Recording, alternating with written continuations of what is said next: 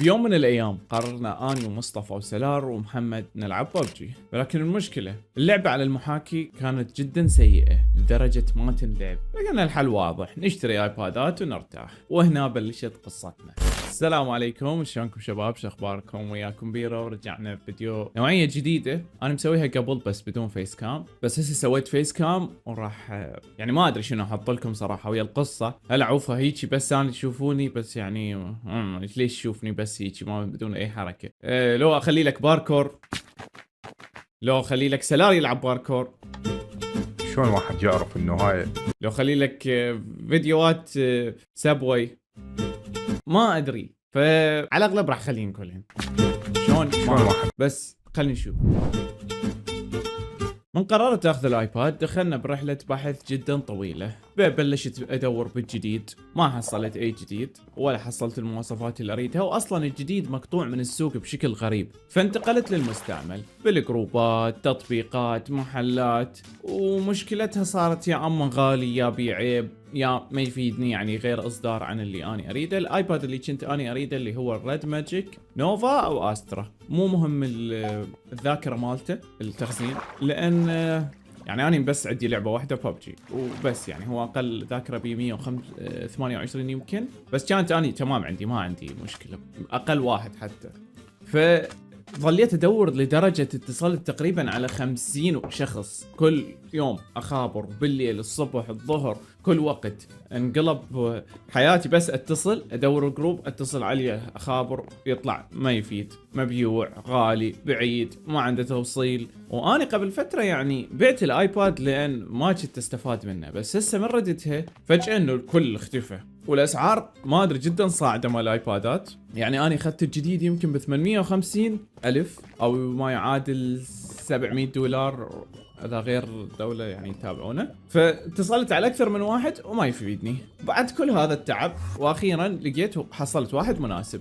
اتفقنا نروح لاني ومحمد، وكان مكانه شويه بعيد، والله مو شويه، هوايه بعيد. فبيوم اللي اني حصلته محمد كان طالع، فهو بالطريق تخابرته اني، قلت له الو محمد حصلت ايباد والمكان في هذا المكان، فانت روح له. واتفقت ويا الولد طبعا، قلت له انا راح اجي، فانت روح له وانا راح اجي وراك، لان محمد كان اقرب تقريبا، يعني ومو اقرب همينه كلش، يعني اني ساعه ونص محمد 50 دقيقه. بقيت هو يسبقني حتى يشوفه اذا تمام، واني من اجي اخذه، او محمد يشتري واني بس استلمه من محمد. فمحمد بالطريق رايح له، وفجاه يعني بوقت 10 دقائق اني توني كنت راح اخلص، يعني بدلت وطلبت السياره وكل شيء تمام، دا اطلع خابرني الولد قال لي والله تعذرني يا اخوي انا ما اقدر اجي. شنو؟ ليش ما تقدر؟ قال لي والله صارت لي شغله وراح اطلع.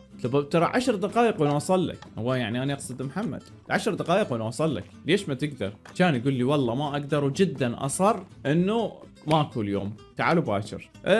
بس قلت يلا ماكو مشكله. محمد كلش تعب بالطريق، كان الطريق فيه مشاكل، وهذا دعمه وهذا كسر عليه واقعد وافتر وما ادري شنو، وهو اصلا كان بشغله وجدا تعبان. بس قلنا عادي يلا ما يخالف نكمل باكر. صار باكر اليوم الثاني الساعه بالاربعة العصر، كل شيء تمام. اتفقت ويا الولد، دز الموقع، طلعنا انا ومحمد ويانا واحد من اصدقائنا. الرحله تقريبا كانت ساعه ونص، واخر 10 دقائق بديت اخابره.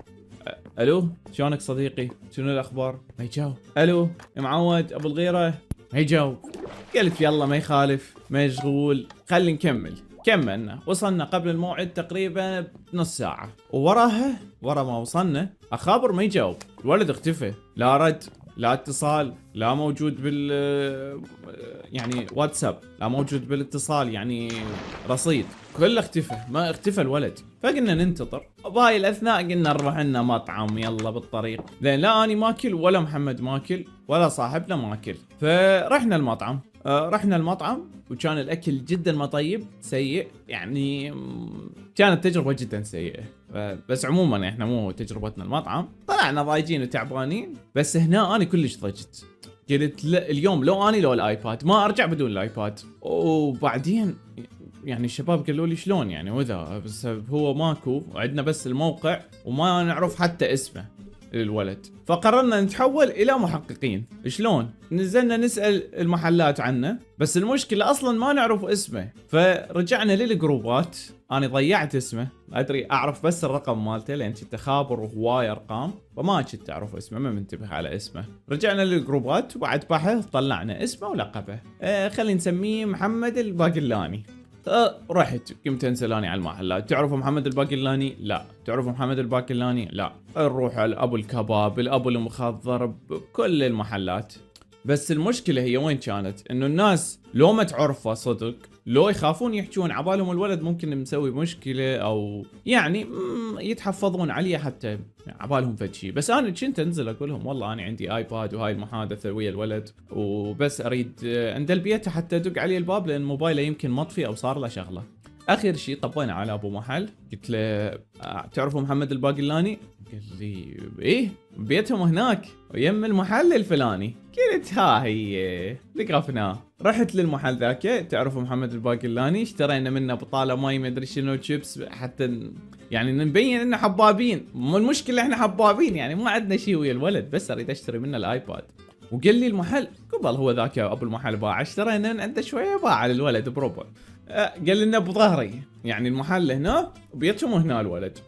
دقينا الباب، طلع لنا واحد من اهله وقال انه ما موجود. بس فرحت انا هنا، ليش؟ لانه عرفت انه الولد موجود، يعني مو مكان كذبي، لان اكو هوايه مشاكل يعني من تشتري من النت، خصوصا اذا مستعمل احتمال تحصل نصاب ما موجود بس يريد يضيع وقتك.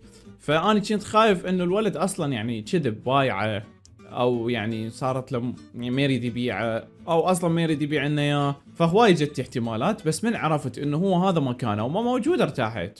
قلت لهم هاي شباب 100 انتظرنا ساعة تقريبا، وراها وصل الولد. ورا انتظار احنا شنو كنا قاعدين بالسيارة وهيك شايفه خاتلين مدنقين ومنتظرين واقفين قدام بيتهم، ننتظر بس واحد يطلع او واحد يدخل. ورا ما صارت وصل الولد، دقينا الباب، طلع لنا اخو، قلنا وين محمد؟ كان يقول له ها تستوى طب شو تريدون مني؟ قلت له نريد نشتري ايباد. وصاح لنا محمد. محمد طلع ورده مال الله.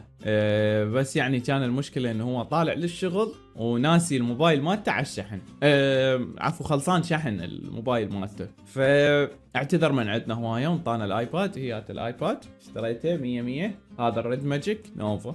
حصلت الايباد والامور 100 وطلعنا. بس هي كانت القصة جدا اكشن، وقلت احكي لكم اياها وبس. وصلنا لنهاية المقطع. اسف اذا المقطع قصير، كانت قصة حبيت اشارككم اياها واتمنى تونستوا. لا تنسى اللايك والاشتراك بالقناة، واذا تريدون محتوى مثل هذا بعد كتبوا لي بالتعليقات واعطونا رايكم بالمقطع بشكل عام. شكرا هواية وشكرا على دعمكم الكثير.